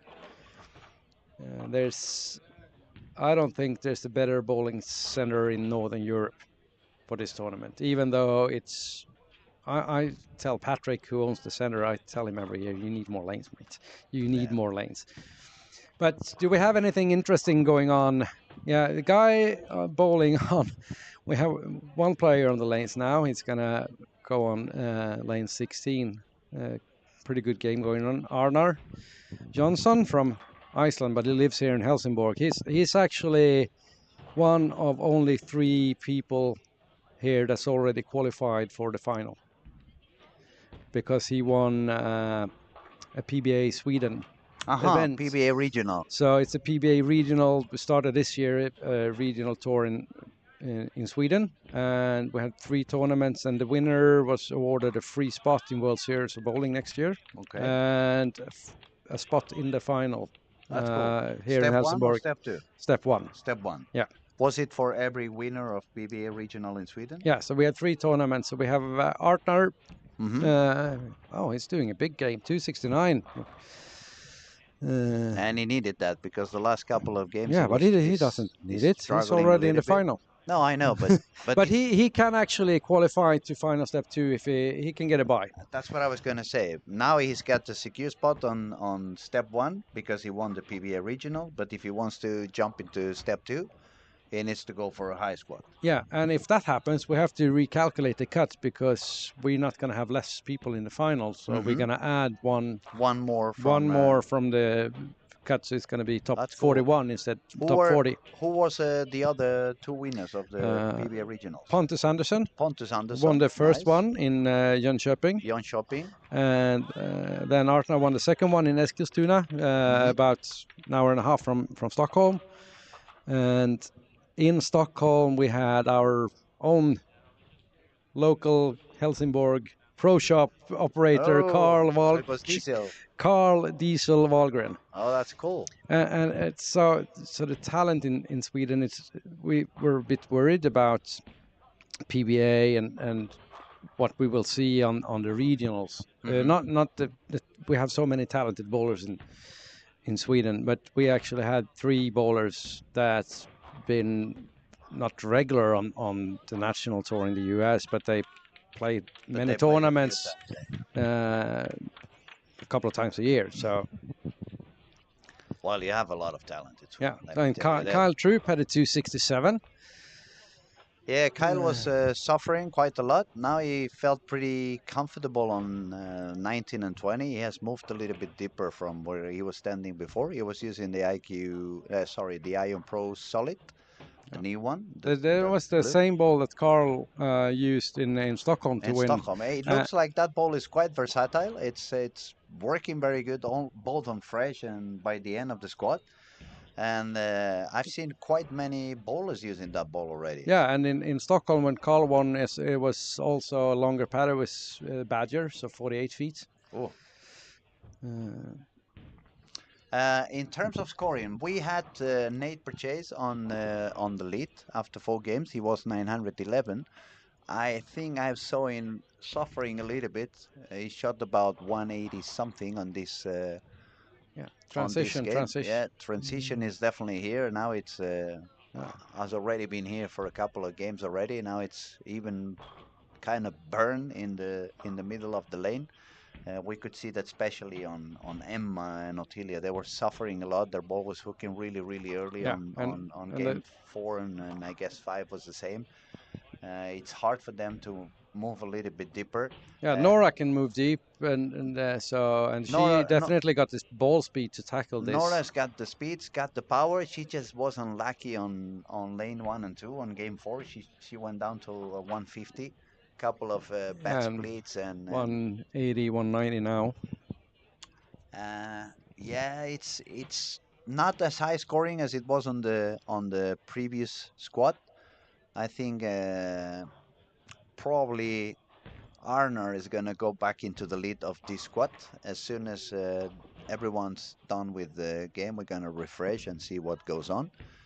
But yeah, he's 121 over Arnar after 5 games. And And the thing is that people who scored pretty high on this fifth game, they had quite a low score because we have Kyle Trope with 267, but he's only 33 above par. We have Arvid Thompson with 245, and it's only 8 Yep. above the par. Then I saw someone else shooting 240, but it was a little bit below the par as well. Yeah, this like me. I played two squads in the tournament. The first ones with so I actually I was in the cut for a while. I ended up 31 over, but that was with finishing the last two games 480. So 480 on the last two. That's pretty good. Was it when I coached a little bit yeah, that you you scored you, high? you were coaching me, so That's nice. yeah, so it's just thanks to you. I'm gonna start doing some online coaching worldwide because it seems to work quite okay for everybody I help. So maybe I should do that and focus more on coaching and less streaming, right? Yeah. Okay, I found Otilia. She's a bowling now on lane 3 and 4. Yes. She dropped down to 64 below the par. Yeah. Uh, that means she had a very low game as well because Yeah. she had 795. It's not fun to see. I really suffer with people. I'm very empathic with what I see, and I don't like people suffering with their games. But we can see a lot of people already in front of the ball return, bowling really deep inside. Emma is on lane 9 and 10. She hit the head pin strongly quite a few times. She Yeah, saved 183, but she already has a squad with 20 something over. So unless she makes 250 on the last game, this squad is not going to be helping her much. no, I think that was a fill ball as well. So she might have tried something that clearly didn't work, unfortunately. It was nice to see Per. I was talking about Per Svensson a little bit sooner. Former PBA, former Team Sweden.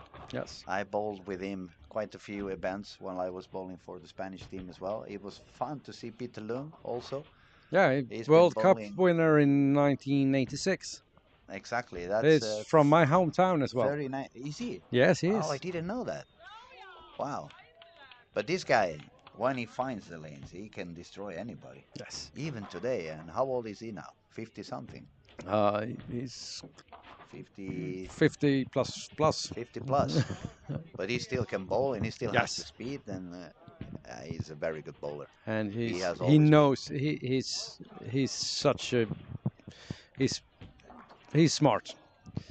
He knows the game. He's been in the game for so long. He started at the times where the lanes were wooden, where you oil the lanes by hand, Yeah, not yeah. by electric machines. And he was when we were on away matches back in the days. We're talking 90s. He was our GPS in the car when we're going to places we didn't know. He was he naturally just could find a bowling center. Another interesting thing to see, the only guy who's bowling urethane all day long is Jesper. Is doing IQ 78. Yep. All the squad. I actually joked a little bit with him right before the squad, and I said, I'm expecting to see the U78 on the lanes.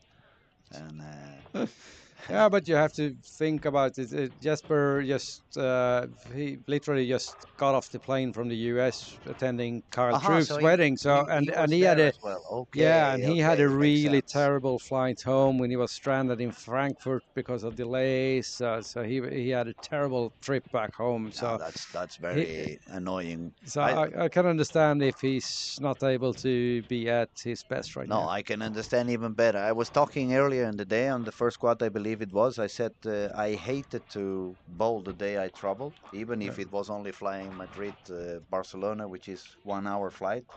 And I've never ever performed well the day I traveled. That's because you didn't like to go to Madrid. That's possible as well. I hope there's not many people from Madrid listening now. Yeah, well, you like the people.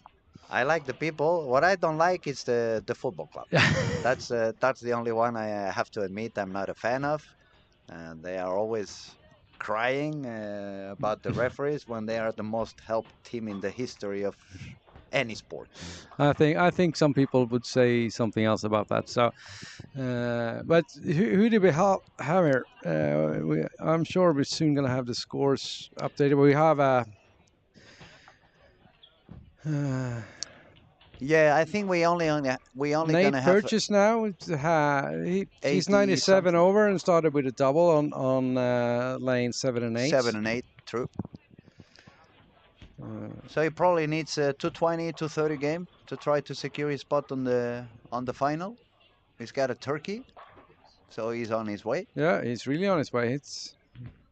And he just arrived. He's still jet lag, I'm sure. Also, so When did he get here? Yesterday? yesterday. Yeah, it's still a little bit too soon.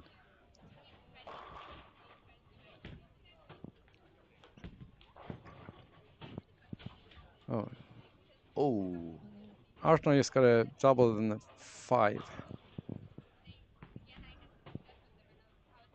I think he's really just gonna try to chase that by for Sunday, having a yeah. little sleep in. Okay, we have the scores updated. People above par has dropped down to only 12 bowlers.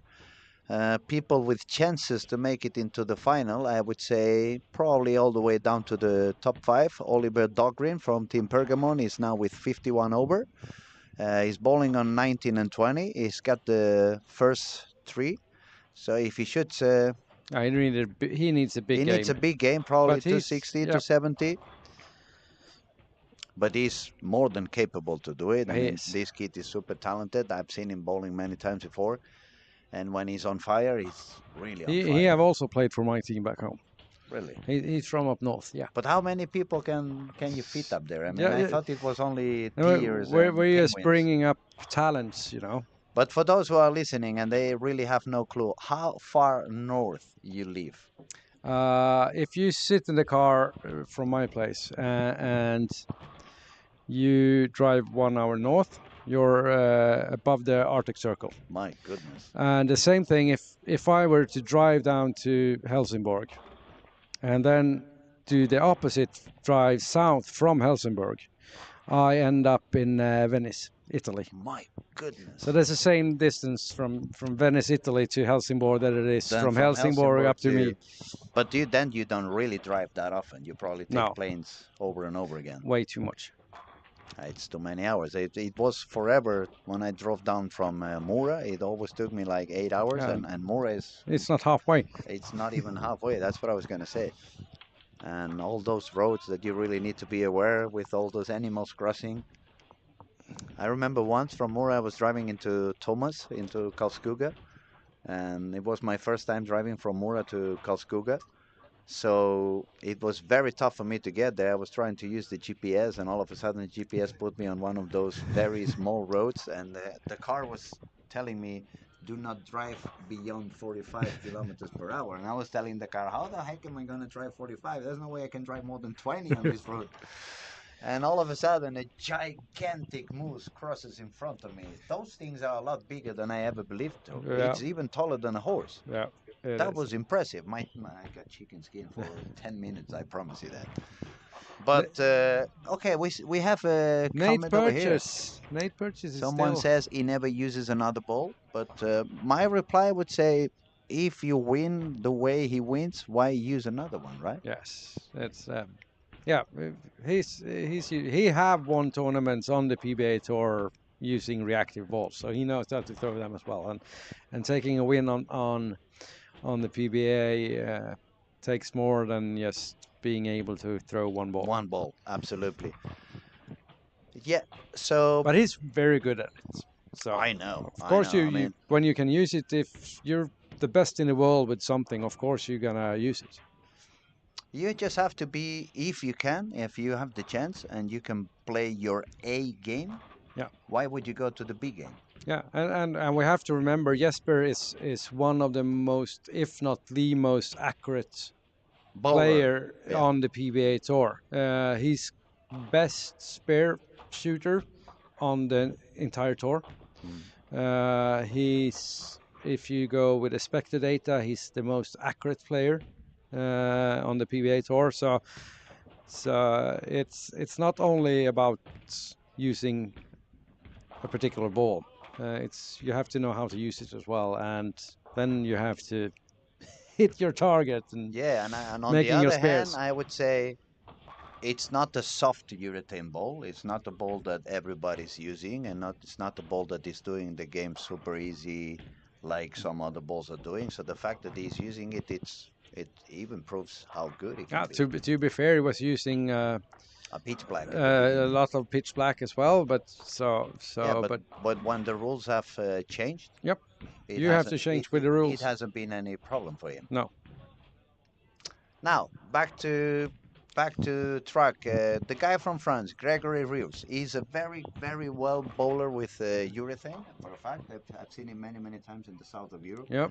He's super good with urethane, and I'm quite pleased to see he's doing quite okay now that he has to do reactive and bowl a lot deeper on the lane. Yeah, he's on 9 and 10. He's unfortunately now just a spare and A two splits. couple of splits. And we see that a lot out here, especially in game 5 and 6. It starts the miss room is just disappeared all. There's no hold on the lanes. If you miss in, if you just grip the ball, it's Yeah, tiny bit. You can game hit your over. mark. You can have the correct speed, but it's right on the nose. Mm. On the other hand, Nate Purchase, who just shot 186, Yeah, he's it's just 97 over, but five bagger. front five. So trying to secure his spot on Sunday. At the moment, every single strike he can add to this front five he has, it's going to push him closer and closer to step 2. Yes, definitely. He just need a couple of more strikes and then make sure he makes his spare, and he's gonna be there already. I think. I would say the same. I predicted a little bit higher cut at the beginning of the week, but as the days goes on, I'm getting more and more tempted to lower down my expectations a little bit. Yeah, but there's always going to be there's more squads left than we have played. Yeah, that's true. The number of international players still coming in are pretty high. So we're going to see stronger squads in terms of players for the next days. So the cut is super hard to predict. We can expect also that many of the bowlers that yet have not found a way to perform due to the talent they have at some point. I mean, players like Kyle Trupp at the moment.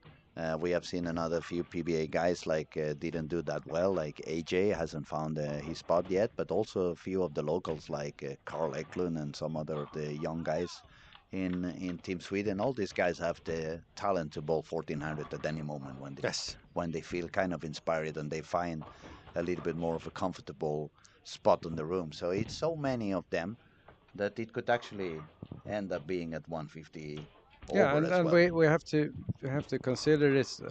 There's 377 players. Of course, everybody in the field are not able to shoot 1400, especially on these conditions. But there's still going to be 1,000 entries, and the lanes are hard, really hard. But it's not the trickiest lanes we had, because on the first tournament in Malmö we had 1,200 entries, 500 players. Belmont was there, Kyle was there. It was a really strong field. Best players in Europe, best in US, and the cut was 80 over. 80 over, my God, that was, And that was no even one, tougher. no one shot 1400. My goodness. So it was a more demanding. Yes. And Lots still, more. you managed to bring even more people back on the years to come. Yeah, it's been the same every time. You can't have very demanding patterns so every time, because you have to change. But when you do, for me, I'm average or slightly above average bowler. I enjoy this a lot. really, really fun to play when you get a puzzle in front of you that you have to solve. Absolutely, And I absolutely. would have loved to play a few more squads, but they're just full. They're There's no more, full, there's no more room. and also you are quite busy taking care of a lot of things. Now back to Nate. He's got the front Yeah, seven he got the already. front seven. We soon have to get a camera out there and see if it's going to be the tournament's first 300 game. For sure, he's gonna. If he makes one more, it's almost. We could say it's getting Yeah, 1 foot, at least 1 foot onto step two. yep, If he puts one or two more. definitely. Now the question is he gonna manage to score high enough to become the new leader of the event? Oh, got the potential, but he need a big game. Well, leader is 175 over. Yeah, Let's say he makes 279 instead of 300. yep, That would put him on 176 over. yep. So he can have one line He spare. still have the opportunity. And the to thing be- is, how many people are watching that are gonna play a squad and watch what Nate is doing? What maybe look at what balls he's using, where he put the ball down the lane, where it breaks, to see. Even if you don't play the same, you can still get a lot of information from watching what the most successful players are doing. Yeah, just try to learn what is he doing, what type of ball is he using. Is it a very strong cover? Is it a very weak cover? Is it the strong core? Is it the weaker core? Is he trying to go a little bit more forward? Is he trying to spin the ball a little bit more so the ball retains more energy Yeah, for the back of even the if lane? he's a two-hander, you can learn a lot if you're playing with one hand and your thumb in. But you just observe. That's what you do if you feel when you don't have a clue. You go and watch the squad leader. What's the squad leader doing, and how can I translate that to my type of game Yeah, and absolutely. to get free advice. Now let's So see. he's pretty far Pretty left. far left. He was pretty firm from the beginning, so I'm guessing it's the same. So looks like Yeah, it he's looks quite around strong. 20, 25, 26 at the arrows, throwing straight and hard. Straight and hard, definitely. Not easy to control, but these guys are very good. Yeah. The French guy has got 2 open frames, no doubles. So that's It's gonna make his unfortunately yeah, it's it's not gonna gonna make make it. his life a little bit harder. Then we have Arner with a couple of open frames and a couple of doubles, but the open frames are quite low. It's 5, 7, 7, and 6. Yeah, I think he's gonna need another try if he wants to get a buy. Otherwise, he's gonna have to stick with his PBA regional. Yeah, so now I think he's just the last 2 frames. He's just gonna start trying things and testing because the score doesn't really matter for him unless he makes a buy. So he got a chance to experiment a bit. I agree. Now we have to focus on Nate. I think it's the best idea. Yeah, Nate purchase. It's his first time in Sweden. Never played this event before. So we're just gonna make the screen a little bit bigger for us to see. We're gonna stop paying attention to the rest of the cameras for a moment because we have a potential new leader if he keeps striking. And Nate is on 7 and 8. For those of you watching some other lanes and want to watch Nate, to see if he can afford 9 spare, but he got to strike the rest.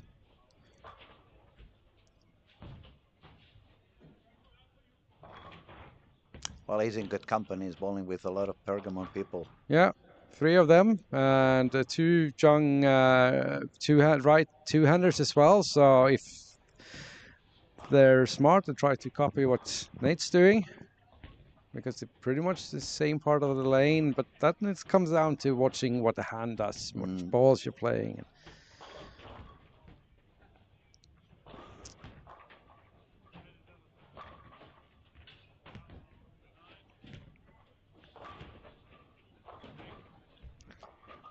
So only we're on this stream with on 5 to 8 we have Sweden, Netherlands, Greece, US.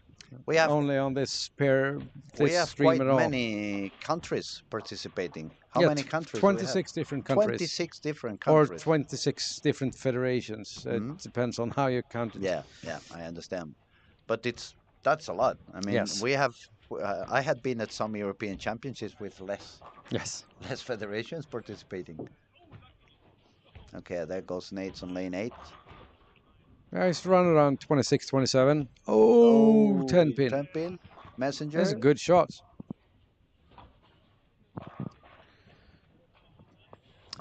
Now he needs to spare and strike out on the 10 to become the new leader of the event With 1 pin. with 1 pin. And then if that happens, we're going to have the top 3 are going to be separated by 1 pin. Yeah, One 76, after the other. 75, That's 74. 74. That was a song back in the Yeah, 90s. yeah. 74, 75, yeah. That's my DJ side of the brain acting.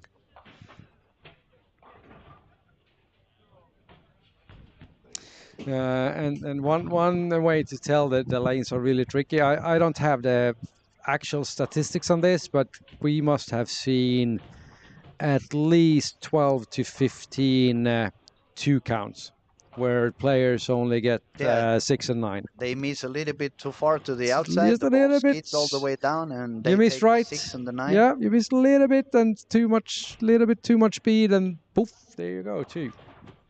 Gone. So he makes the spare. Yeah, nice spare for Nate. With that spare, we can say he's already into the finals because he's already working on the Most likely, yes. 50 over. Never. Even if he wouldn't do You're a never mark sure, on but the 10th, but yeah, no, you're never sure, but it looks a bit like that. yeah, he's the only one from this squad that's getting at a almost secure spot. So quick up on the approach. He's standing as if he had a ball return. Yeah, That's pretty common when you go that far left. That's on the lane where there's no ball return. You also stay at the same length. same length, so you keep your muscle memory Yeah. very similar, and you don't do different things from one lane to the other. So we had a 9 again. So we're looking at 65 with a spare strike. 65 spare strike, so he's going to be top 4 for sure. Yes. But that's a very, very good effort for him on the last couple of games coming back after a little Yeah, he bit struggled of, a bit on the first squad as well. The first squad that he played.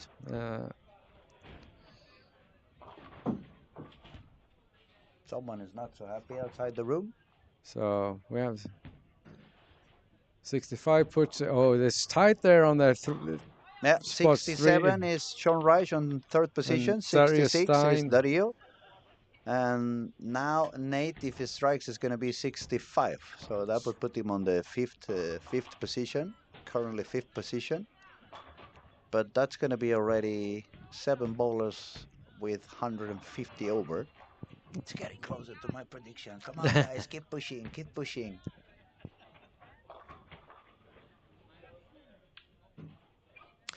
Now, for the people watching, tomorrow we have 2 squads. Yes. 10 o'clock in the morning, it's number 1 squad. 10 o'clock in the morning and 2 o'clock in the afternoon. And 2 o'clock in the afternoon. And we will be, again, back online. We will be showing everything live on our YouTube channel. For those who are listening, don't forget to I think we should answer. We got a question from Linda Arda about the dress code. It is a national title event on the PBA, but we are also in Sweden, and we have to abide the rules that are in the country we're in as well. And the dress code in Sweden is that you can wear shorts or skirts, no matter your gender, unless we have also a little bit twist on the rule. Come TV. If you make the TV final, you have to wear trousers. Longer Yes. trousers. So it doesn't apply during qualifying and during the regular finals, but only when you get into the TV show. Yeah, and the same thing we have like a PBA regional rules with the bowling balls. You're allowed to use balls that are older than 2 years. Mm-hmm. You're allowed to use plugged balls. The only PBA ball specific rule we have is the urethane rule with 78G. 78 hardness. Okay, cool. Finally, Nate shot 266 to finish his squat with 1363. That's gonna put him into the 5th position in the total of the tournament, and I would say that's gonna guarantee a spot for him in the final for sure. Not sure it's gonna be step 1 or step 2, but for sure he's gonna make it I into think the so. final. So we're gonna drop the commentary in here. It's only just a couple of guys finishing their games. We thank you everybody for your attention. We'll be back tomorrow. Thank you so much, Daniel, for joining me and doing me some company and mostly explaining a little bit how did this event begin and Yeah. a little bit of the It's a history. really long story. I will write a book someday, but not yet. But we'll be back tomorrow. Thank you for watching. Don't forget to subscribe into our YouTube channel for more free content during the rest of the week and especially the rest of the season. Thank you very much, everybody, for your attention. Have a good night, and I'll see you tomorrow.